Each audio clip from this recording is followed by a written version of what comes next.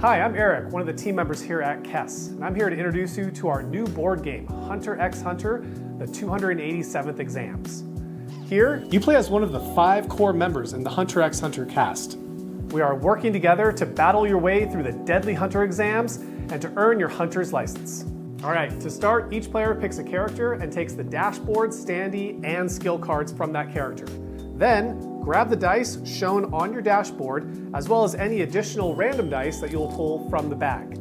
Place the dice on the right-hand side of your dashboard to show they are ready to be used. Set up your enemy deck.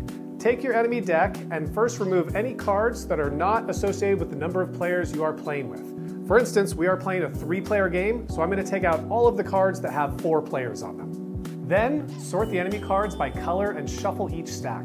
Set the pink cards aside and stack the others on bottom from top, white, then red, then purple, then blue. The pink cards will be the starting enemy deck, and the other stacked colors make up the enemy reserve deck.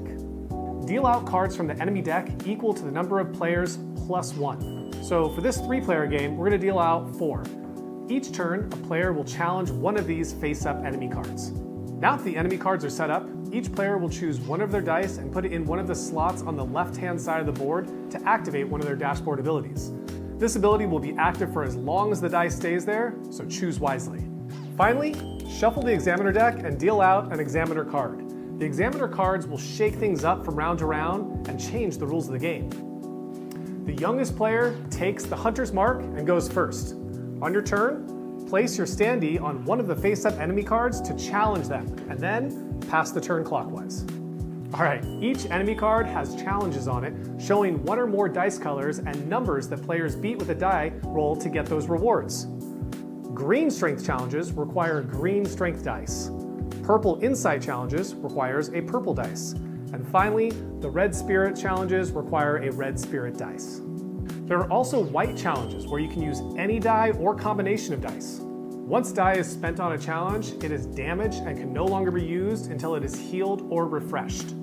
So to beat a given challenge, you may roll any number of dice and combine them as needed. So to beat this green strength challenge, I can roll 2 strength dice and combine them to beat the total of 4, which I did. You can complete any challenge on a card that you've chosen that your roll matches or exceeds. So if your roll is too low to get to that top reward, you can always defeat one of the lower challenges.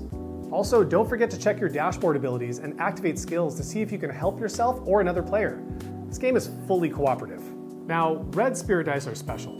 They can be used on any challenge, including purple insight challenges and green strength challenges. When you complete one of the challenges, you get the reward to the right on the card. Rewards include reflex tokens, which lets you boost the value of your dice, reroll tokens, which let you re-roll a dice, and eliminations, which earn you experience and remove the enemy card from the game. After any roll, you could spend a reroll token to reroll one of your dice. You may keep spending reroll tokens to reroll the same or another die as many times as you have tokens to spend.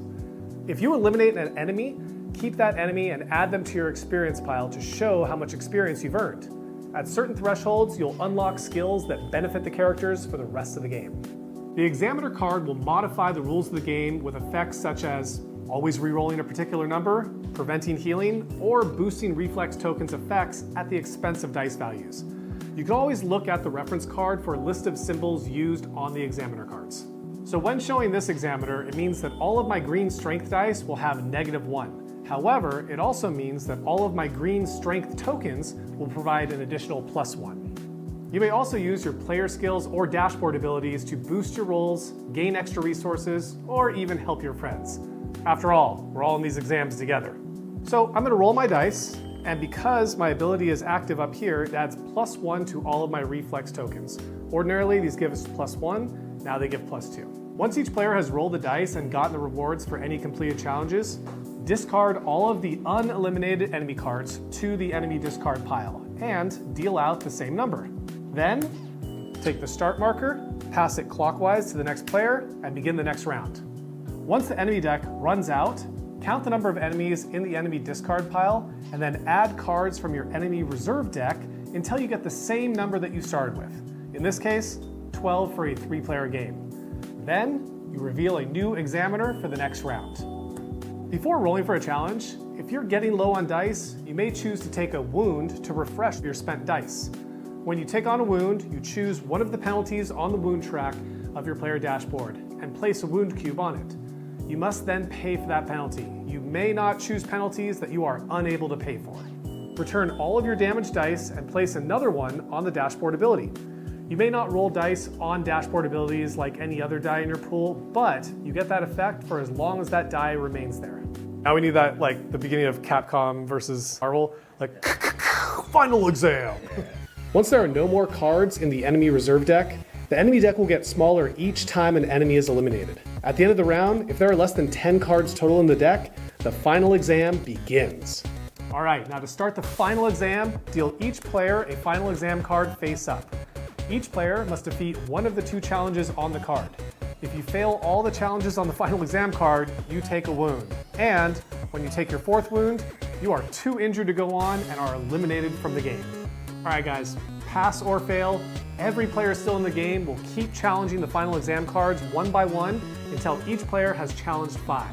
Players may choose to take a wound as normal to refresh their dice during the final exam. Each player who gets through all 5 final exam cards without taking a 4th wound gets their Hunter's license and wins the game. So, Hunter x Hunter, the 287th exams. It's available in Barnes & Noble and at any of the local game stores near you. Our full FAQ can be found on Board Game Geek. Let us know what questions you have in the comments. Thank you. That wasn't so bad.